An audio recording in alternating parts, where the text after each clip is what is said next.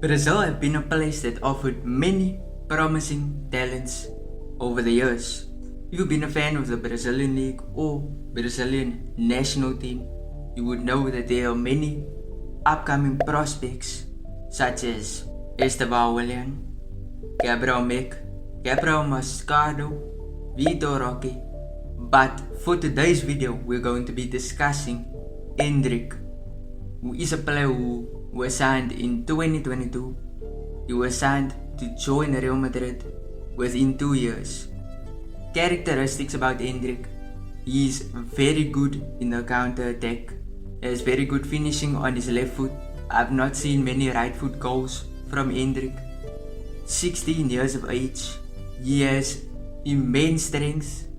For that age to have that much strength and pace, it's crazy. The counter attacks at Real Madrid will genuinely be terrifying when he joins. Now he has massive potential, we all know that.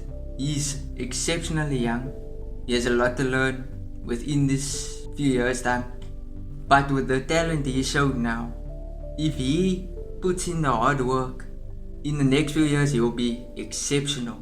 And then with his attitude off the pitch, his attitude off the pitch is good. He has a good mentality. He hates parties, and he just focuses on his craft basically. He says also that crowds don't rile him up. We know Vinicius has a big problem in La Liga with crowds riling him up, getting reactions out of him. So he was called up for the national team. He's the second youngest to be called up for the Brazilian national team. But do not get confused, he did not have it easy. He had struggling moments. For a 16-year-old to be under so much pressure, there was a period of time he was going goalless and scoreless, not even scoring assists. He had many struggles on the pitch, but the struggles were starting to show in him. He was crying when getting taken off, and it caused him a lot of mental stress, which for such a young player to have that is crazy. But he eventually found his form. People started comparing him to one of the other strikers in Brazil, Vitor Roque. But he was a year older than Endrick. Vitor Roque, who is at Barca now, he was exceptional, Endrick exceptional. And the two of them in El Clasico will be battling it out for a very long time. So him joining Madrid, he will meet many Brazilian teammates, Eder Militao, Vini Jr., Vini Tobias, Rodrigo, and he will join Real Madrid after the Olympics, which will be late July, so he'll be one of the latest Real Madrid players to join up with the squad for next season. And we could see a trio of Vini, Endrick, Rodrigo. How would they line up? We could see in the diamond formation. It could work any type of way. But them as a trio, we know Vini, very good on the left. He's a guy that takes players on, and he's good at counter attacks because he's so fast, exceptional finishing and dribbling. Rodrigo, basically the same thing. He does it very well as well, but he's on the right side. He's a right-footed right winger. Then a left-footed striker, Endrick, who has a Sergio Aguero style. Imagine them three coming together in a counter attack. That will be genuinely scary for whoever Real Madrid go up against. But one thing I will say is, to all Real Madrid fans, be patient with Endrick. He is an investment. He is a long-term project, and I actually think due to his physicality, how good he is in the Brazil League, I think it will be much easier for him to adapt to La Liga than Vini and Rodrigo ever did. Because Endrick's physical level is levels above Vini and Rodrigo when they were at his age. So I think it will be much easier for Real Madrid to whip him into shape, for him to be at the level of La Liga. And yes, he is an investment. We invested in Marcelo. Investing in Marcelo from Brazilian club.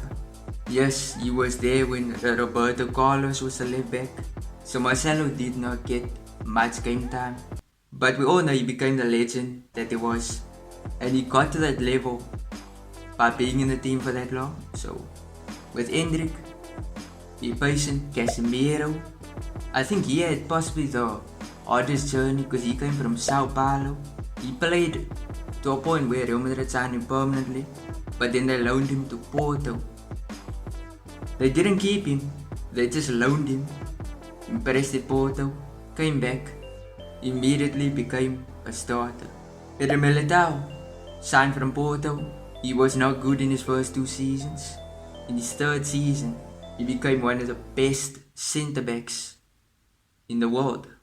He's on the level with Araujo at the moment, I would say. That is an example of investment going right.